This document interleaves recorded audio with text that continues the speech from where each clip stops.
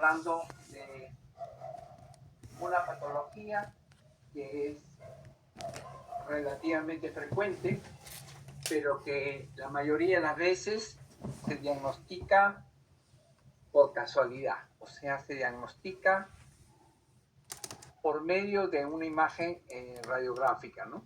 Salvo cuando van creciendo y se infectan. Entonces se presentan como si fuese un proceso infeccioso agudo. Los quistes entonces son cavidades patológicas que contienen un epitelio.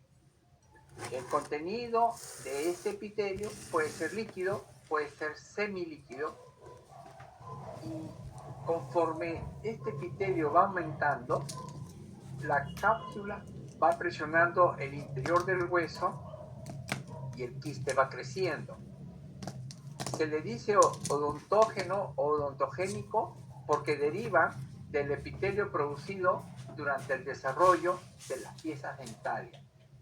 Estos quistes, entonces, conforme va aumentando el volumen de su contenido, va creciendo y a su vez va reabsorbiendo el hueso.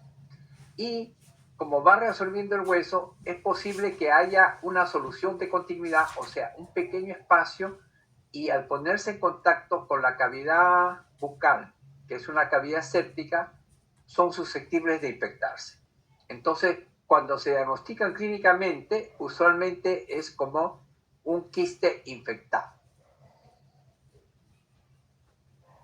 La Organización Mundial de la Salud en el año 2017 hizo una nueva clasificación de los quistes en los maxilares, ¿no? En el 2005. La diapositiva. ¿Se ve o se quedó pegada? Se queda en la carátula. Ahora, ¿avanzó? Sí, igual. A ver.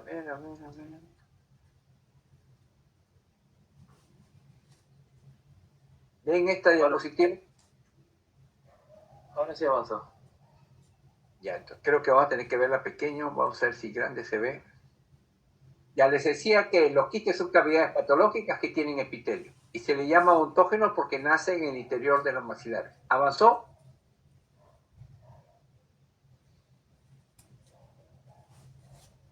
No, se queda en definición. No. Bueno, vamos a tener que ponerle pequeño. Ahora sí la ven, ¿no? Sí, ahora sí se ve. Ya, entonces acá lo vamos a ver. La Organización Mundial de la Salud ha dividido a los quistes en los maxilares durante muchos años, ¿no? En el 2005, en el 2015, en el 2017, en el 2000, la última clasificación ha sido hace 2 años, y el queratoquiste lo han sacado de la clasificación de quistes y últimamente lo han vuelto a incluir. En el 2015 lo sacaron diciendo que era un tumor. En la última clasificación al queratoquiste lo han vuelto a incluir dentro de los quistes. Entonces, un quiste es una cavidad patológica que tiene una cápsula y conforme el contenido de esta cápsula va aumentando, el hueso se va reabsorbiendo.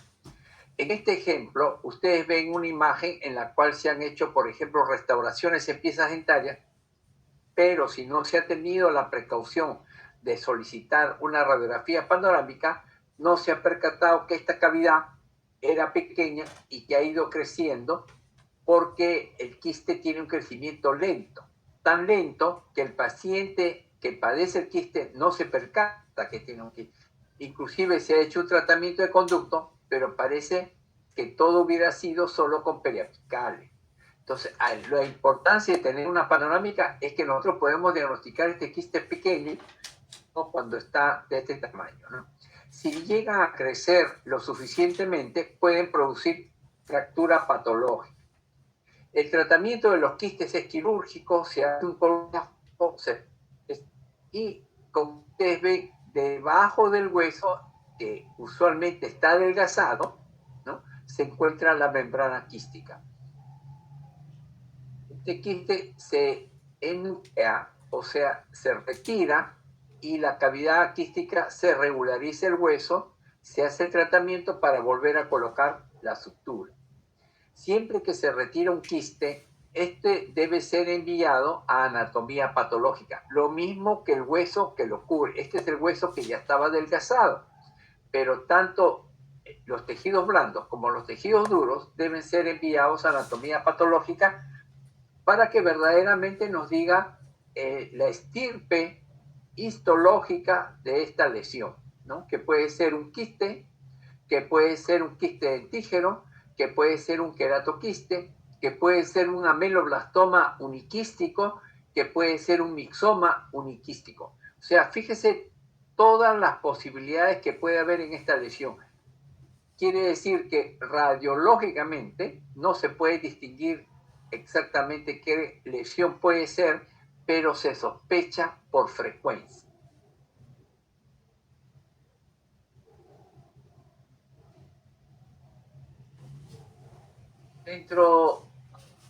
Entonces los quistes, una vez retirados, se afrontan, se sutura y verdaderamente va curando, ¿no? Entonces, ¿cuándo hacemos la enucleación? Cuando es un quiste pequeño. Decimos un quiste pequeño de 1 centímetro, 1.5, hasta, en algunos casos, hasta 2.5, 3, se puede hacer enucleación. Cuando los quistes, perdón, la enucleación.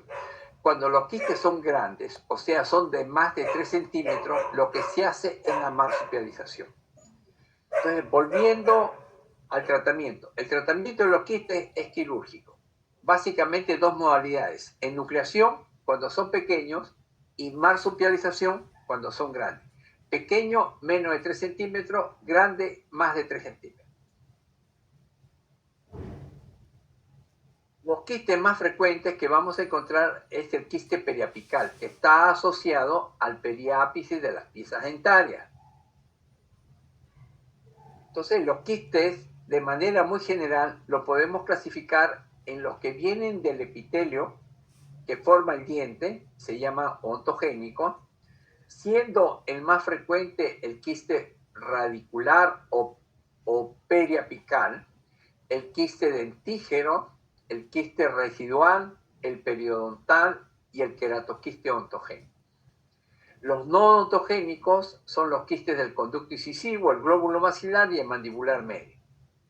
Los que parecen quiste y crecen y tienen imagen como quiste, pero no tienen membrana, por eso se le llama pseudoquiste, está el defecto óseo mandibular de Staffne, los pseudoquistes de retención mucosa y el quiste traumático. Entonces, los quistes son lesiones frecuentes y son destructivas, de crecimiento lento, y producen signos y síntomas que son significativos cuando están grandes y se infectan. Vemos en esta secuencia, fíjense, esta es una pieza dentaria que está retenida y alrededor de la corona hay una lesión radiolúcida pero que está corticalizada. Este es un quiste dentígeno, porque nace el epitelio reducido del esmalte justo a nivel de donde nace la corona y la bordea. Ahora, esta es una pieza dentaria que no ha erupcionado, pero que tiene la misma característica. Este es un quiste dentígeno y acá vemos también que puede haber un quiste dentígeno, pero muy pequeño.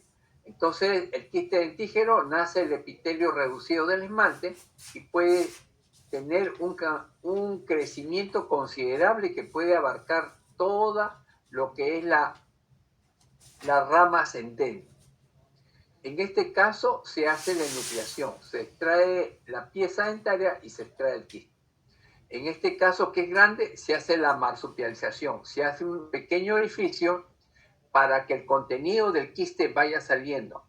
Al salir el contenido del quiste, no hay presión sobre el hueso y el hueso se va recuperando. Ese procedimiento se denomina marsupialización. Entonces, ahora tenemos muchas imágenes que nos permiten descartar y ubicar bien la extensión y localización del quiste. Entonces, acá ven también dos procedimientos en el maxilar inferior y en el maxilar superior, en la cual se está enucleando lesiones quísticas.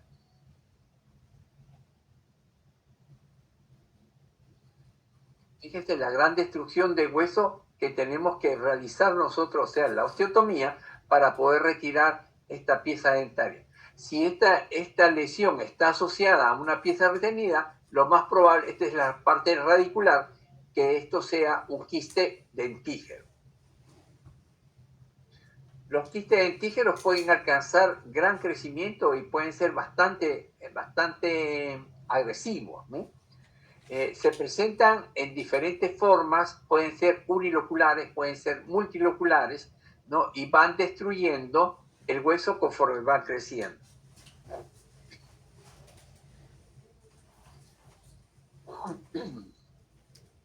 La imagen radiológica de los quistes usualmente está bien circunscrita, ¿no? Usualmente los quistes apicales están relacionados al ápice de un diente desvitalizado. Fíjense, acá hay una carie profunda que no ha logrado curarse a tiempo, hay una necrosis pulpar, y si vemos una lesión, como en este caso, lo más probable es que sea un quiste apical, ¿no? Entonces es un epitelio plano queratinizado, el espesor es variable y puede haber tejido de granulación donde se encuentran los denominados cuerpos hialinos o de Rushton. Entonces, ¿cómo se trata? Mediante la enucleación, ¿no? Tras la extirpación o el tratamiento endodóntico del diente responsable, ¿no? Entonces, fíjense, en este caso se ha hecho endodoncia, se ha hecho un curetaje y se ha retirado la pieza dentaria, ¿no? Y se ha retirado el quiste también. Entonces, el quiste dentígero, como les había mencionado, viene del epitelio reducido del esmalte, casi de donde nace la corona, de ahí va saliendo como una forma de capucha, ¿no? Está asociado a los terceros molares inferiores o a los caninos superiores, que no han erosionado. Usualmente, cuando no han erosionado, debemos sospechar.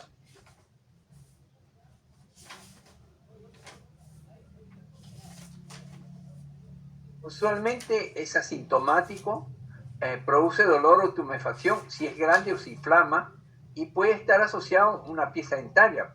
Obsérvese en este caso, miren, nosotros examinamos a un paciente que viene a consultarnos y aparentemente no presenta ninguna lesión. Y entonces a un paciente que no presenta ninguna lesión o que tiene caries curadas, por decir, debemos tomarle una radiografía panorámica, porque debemos preguntar, ¿y qué fue del tercer molar? Si dice que nunca erupcionó, entonces hay que averiguar si el tercer molar está relacionado a un quiste, como en este caso. Fíjense, el tercer molar es un diente no erupcionado y está relacionado a un quiste dentígero que ustedes han visto cómo puede crecer. Entonces, si nosotros hacemos curaciones, como en este caso, varias curaciones, y no hacemos el diagnóstico de este quiste dentígero, estamos haciendo una mala práctica. Quiere decir que si un paciente viene a consultarnos y vemos que está absolutamente sano, entre comillas, sin caries ni lesión periodontal, nuestro deber es hacer como chequeo una imagen panorámica. Porque en la imagen panorámica podemos ver esta condición que pudiera estar creciendo y ser muy destructiva. Lo mismo en el maxilar superior, mire, son quistes dentígeros en el maxilar superior, quiste dentígero en el maxilar superior que está comprometiendo casi toda la cavidad, ¿no? O sea, es un quiste dentígero con sinusopatía. ¿Qué pasa con el quiste cuando va creciendo? Va adelgazando totalmente la lámina externa que la va abriendo, como ustedes están viendo en este caso. Un aspecto importante es que todas las lesiones quísticas, como las lesiones tumorales, tienen un porcentaje, aunque un porcentaje bajo de mutación. Quiere decir que si este fue un quiste dentígero, puede mutar a un queratoquiste y puede mutar a un ameloblastoma. O sea, el tratamiento es nucleación quirúrgica, ¿no? La recidiva es poco frecuente, ¿no? Entonces, fíjese cómo puede presentarse. Este es un quiste dentígero, se extrajo la molar, pero se quedó el quiste y el quiste va a seguir creciendo. En este caso es multilocular. Hay que hacer diagnóstico diferencial con ameloblastoma. En este caso es un quiste dentígero unilocular. Y en este caso también es un quiste dentígero multilocular. Entonces, mientras sea multilocular, tiene mayor probabilidad de mutar. O sea, ahora ser un quiste dentígero, más adelante ser un queratoquiste. El queratoquiste es un quiste que tiene comportamiento agresivo. Por eso la Organización Mundial de la Salud en una época lo sacó de los quistes y lo puso a los tumores. Y en la última clasificación lo ha vuelto a devolver a los quistes, ¿no? El queratoquiste entonces es una lesión quística que tiene comportamiento agresivo similar a una neoplasia, felizmente a una neoplasia benigna, ¿no? Está localizado tanto en la rama mandibular o en el cuerpo de un diente no erupcionado. También puede ubicarse en el maxilar superior, en el área de los incisivos y caninos, ¿no? Tiene una recidiva que es bien variable. Fíjese, si nosotros retiramos, puede volver a recurrir de un 25 a un 60%.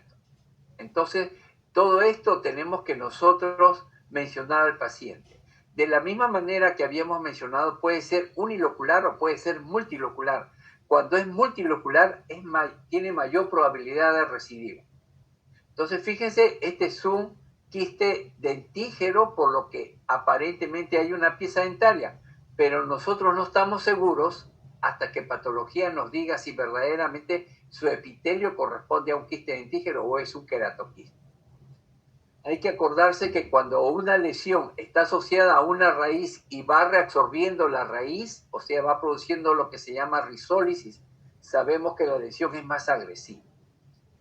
Entonces, lo mandatorio en una lesión, si nosotros encontramos una lesión, así en una panorámica, lo mandatorio sería pedir una CONVIN, donde podamos tener nosotros la posibilidad de tener una imagen más clara y poder diagnosticar y aproximarnos más a la verdadera entidad, que no solamente puede ser un quiste, sino puede ser un tumor. Entonces, los queratoquistes se presentan entre la segunda y la tercera década de la vida. Fíjense, cuando nosotros vemos una lesión que se va así, fíjense hasta dónde va.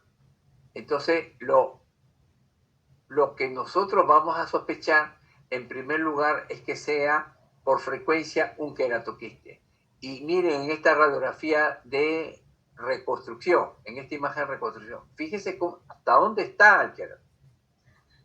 Y el queratoquiste tiene una característica que es la infiltración. Tiene papilas que se infiltran, las papilas quísticas son como unas interdigitaciones que se infiltran hasta 1 milímetro, 1.5 dentro del hueso.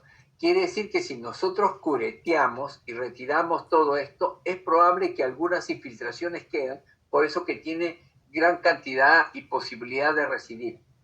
Pero lo que también hay que tener en cuenta es que si en una panorámica vamos a encontrar varias lesiones que nos parecen queratoquistes, vamos a pensar en un síndrome que se llama síndrome névico vasocelular o síndrome de Gordon-Goltz.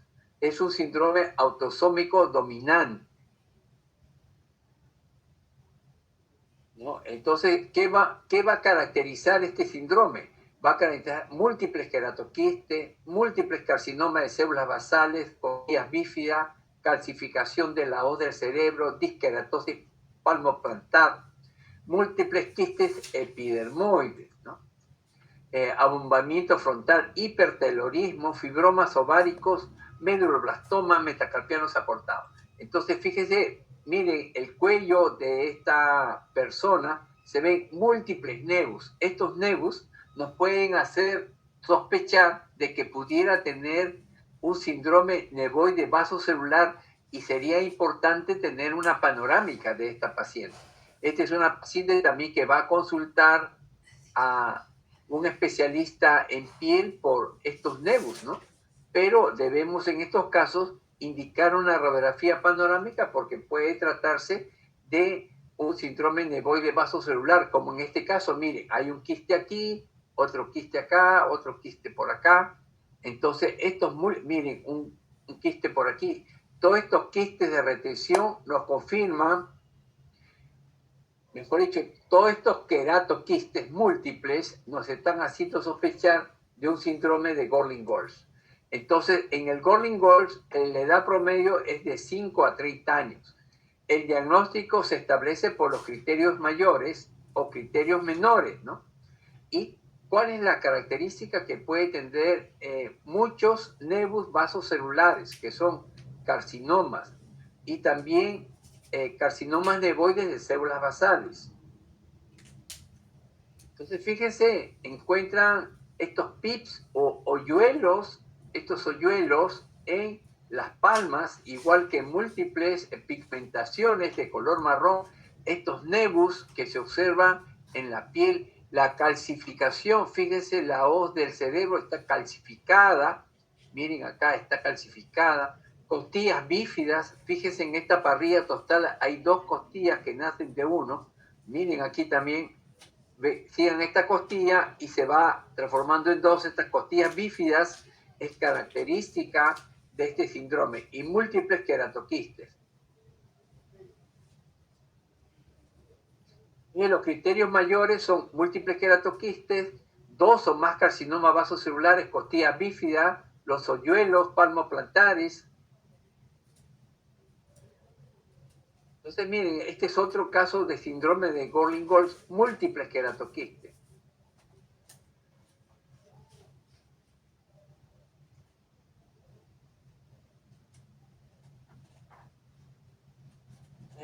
Puede haber una lesión solitaria, ¿no? Por ejemplo, fíjense, esta es una lesión solitaria, pero los márgenes son festoneados, ¿no?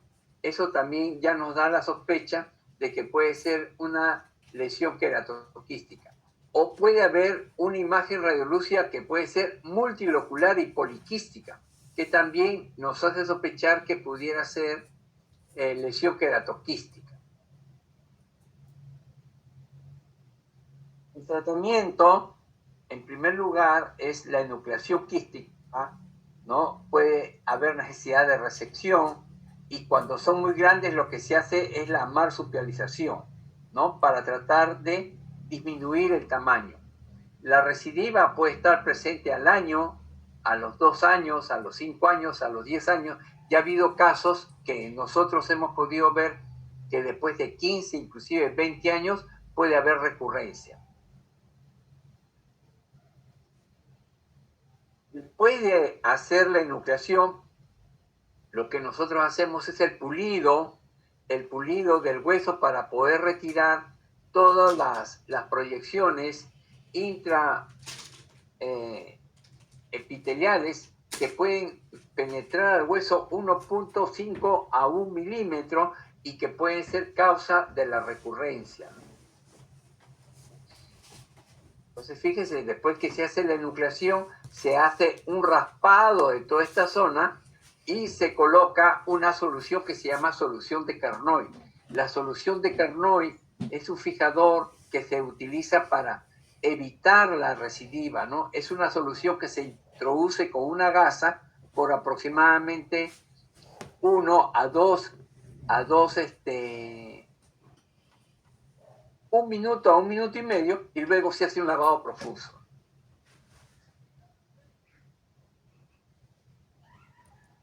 Entonces, hay otros quistes que se llaman no odontogénicos, donde están los quistes del conducto nasopalatino, el nasolabial, los quistes medianos y el glóbulo maxilar, ¿no? Entonces, en estos casos, cuando se hace la marsupialización, como en este caso, se sutura la membrana quística a la mucosa y se coloca una gasa, que si hay infección se coloca la gasa iodoformada y si no hay infección se coloca la gasa furacinada, ¿no? Para tratar de cubrir el defecto. Entonces ahí ven ustedes diversos tipos de quistes no odontogénicos. Y acá está el esquema más o menos donde aparece el alveolar medio, el glóbulo maxilar, fíjense, el glóbulo maxilar, el naso palatino en la región media del paladar, el naso labial, ¿no? Y el palatino medio. Entonces, de atrás para adelante, palatino medio, y ahí seguiría el naso palatino entre lateral y canino el glóbulo maxilar, ¿no? Y el alveolar mediano entre los incisivos, ¿no? Y hacia afuera estaría entre la nariz y el labio el naso labial. Entonces, fíjense, este es un quiste palatino anterior. Cuando nosotros retiramos este quiste, vamos a resecar también la arteria esfena palatina interna con todo su paquete vascular nervioso, ¿no? Porque son vasos terminales y va a haber un pequeño sangrado, pero debemos retirar porque se puede quedar tejido epitelial que puede volver a recurrir esta lesión. El quiste del conducto nasopalatino es más frecuente de todos los quistes fisurales y procede de restos epiteliales del conducto palatino anterior. Son asintomáticos, rara vez se manifiestan al exterior y aparecen en la cuarta década de vida. Y ven la nucleación. El glóbulo maxilar se encuentra entre el incisivo lateral y el canino superior, tiene forma de pera o puede ser ovalado, como en este caso, bien corticalizado y puede rechazar las raíces, ¿no? Las raíces la vuelve hacia un lado. Entonces, miren, este es el glóbulo maxilar.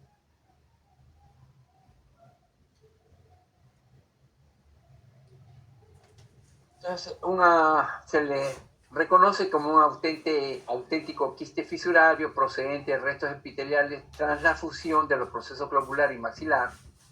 Se sitúa entre el lateral y canino, es asintomático, pero posteriormente crece y el aumento de volumen lo va a identificar.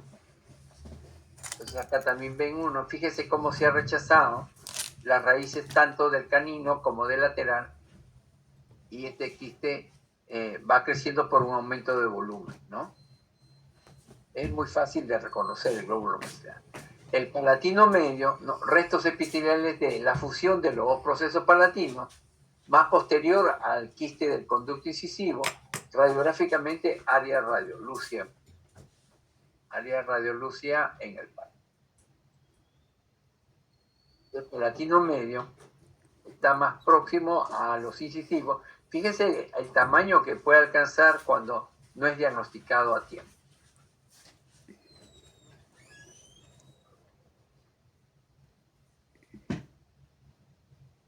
Entonces, el tratamiento de los quistes es un tratamiento quirúrgico. Y cuando son pequeños, se sacan todos. El hecho de retirar al quiste con su cápsula se llama enucleación. Y el hecho de abrir una ventana se llama marsupialización. ¿Para qué se abre la ventana? Para detener el crecimiento. ¿Y cómo detenemos el crecimiento? Conforme vaya evacuándose el contenido. Por ejemplo, cuando son pequeños, como en este caso, se hace la enucleación. Y la enucleación va a terminar con el retiro de toda la membrana. En algunos casos se hace la descompresión, como en este caso, ¿no? Se pone una especie de dren para que por allí el quiste vaya drenando el contenido líquido, y al no tener la presión del contenido líquido, el quiste va involucionando y por lo tanto el hueso se va recuperando. Los tiempos de la cirugía, usted lo tiene que ver acá.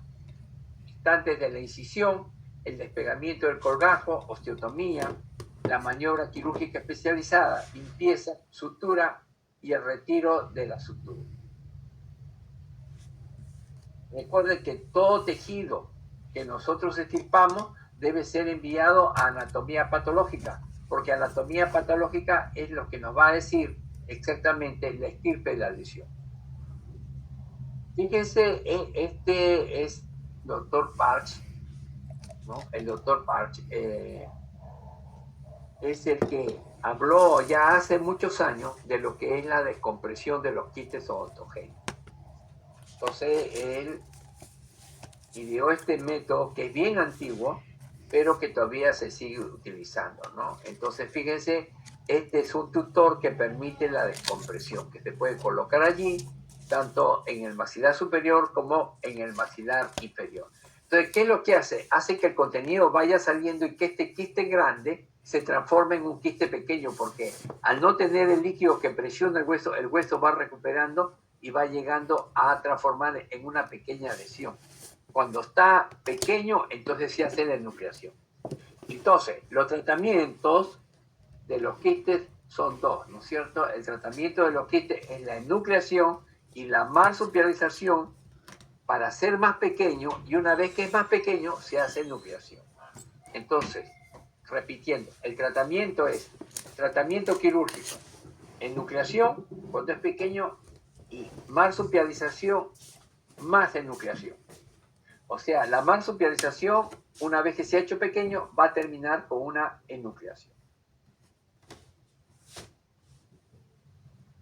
¿No? Entonces, este es un método muy antiguo, pero que verdaderamente hasta ahora se está utilizando bastante, ya ha tomado bastante interés en la comunidad quirúrgica actual. Entonces, antes, por ejemplo, a los ameloblastomas, como lo vamos a ver en la parte de los tumores, se hacían grandes recesiones, pero ahora se prefiere utilizar, sobre todo cuando son uniquísticos, esta técnica que es muy antigua, pero que se denomina descompresión o marsupialización. Entonces, dentro de los tipos de tratamiento, tenemos lo que es la enucleación, que es la quistectomía, ¿no? Entonces, ¿qué pasa cuando nosotros hacemos la enucleación? Ya no hay enfermedad, pero hay recurrencia, o sea, recidiva. Cuando hacemos descompresión o marsupialización, vamos a disminuir el tamaño, pero después tenemos que hacer la enucleación. Quiere decir que descompresión significa dos intervenciones. La primera para reducir, la segunda para extirpar, ¿no? Requiere un poco más de paciencia, pero hay menos recidivo. ¿Qué soluciones utilizamos? Cuando se trata de un queratoquiste, nosotros utilizamos la solución de Carnoy, que permite eliminar los restos epiteliales. En realidad, todos los quistes se forman por restos epiteliales. Restos epiteliales de Malacés, restos epiteliales del epitelio reducido del esmalte, ¿no? Todos estos van a formar quistes. Y cuando nosotros retiramos y no estamos seguros que puede ser o se trata de un queratoquiste, nosotros aplicamos solución de Carnoy porque va a disminuir la tasa de residencia. El problema es que es cáustico y algunos habían reportado que podía ocasionar cáncer, pero estos trabajos eran hechos en cobayos de laboratorio o en ratas, ¿no? No se ha reportado un caso de cáncer por solución de Carnoy en humanos. Entonces, recordar que cuando se hace resección, la tasa de recurrencia es mínima, pero se pierde gran cantidad de hueso y queda el paciente bastante desfigurado. Es un tratamiento agresivo, puede haber complicaciones postoperatorias, pero después hay una gran necesidad de reconstrucción por el defecto que queda. ¿Alguna pregunta, jóvenes? Es como si tú a un globo de esos que usamos en carnaval, que está lleno de agua, le haces un pequeño huequito y todo el agua se va perdiendo por eso, y el globo se va achicando. Eso es lo que sucede con la marsupialización. Hacemos una pequeña abertura, con la descompresión, ¿ya? Hacemos una pequeña abertura y por allí todo el líquido se va saliendo. Por lo tanto, la membrana quística se va retrayendo. Por lo tanto, el hueso se va recuperando. Quiere decir que si se había destruido hueso en 3 centímetros o en 5, al hacer la descompresión, esos 3 o 5 centímetros ya no son así, sino llegan a ser 2 o 1.5 centímetros, como voy a mostrar algunos casos. Pero lo que hay que diferenciar es de la marsupialización, que es fundamental. Entonces, La técnica marsupialización o descompresión, ambas es para quitar el contenido líquido o semilíquido que tiene el quiste. Pero la marsupialización es hacer una bolsa tanto como lo hace la mamá canguro con el cangurito, ¿no? O sea, una bolsa grande. Mientras que la descompresión es hacer un pequeño agujerito. Por ejemplo, le voy a mencionar la diapositiva. No sé si ahí, ¿no?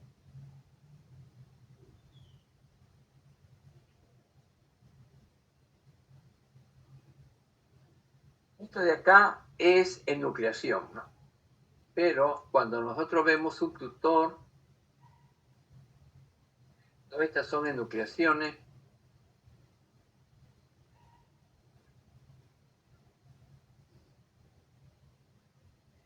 Y esta es una descompresión. El tutor se va a sujetar con punto de sutura. Entonces quiere decir que si acá se forma líquido, el líquido va saliendo. Y por lo tanto el tamaño del quiste que era, imaginemos este gran tamaño, todo eso se va reduciendo. Es más fácil hacerlo cuando es unilocular y es más difícil cuando es multilocular.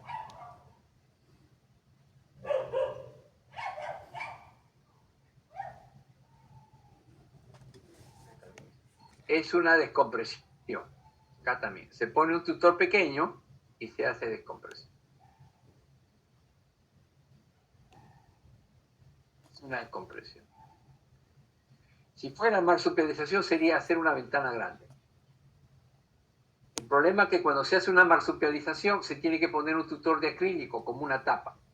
Entonces esa tapa se va a tener que destapar, lavar y volver a tapar. En cambio acá no. Queda como si fuese un drain. Pero tiene que ser un drain rígido, como ustedes están viendo.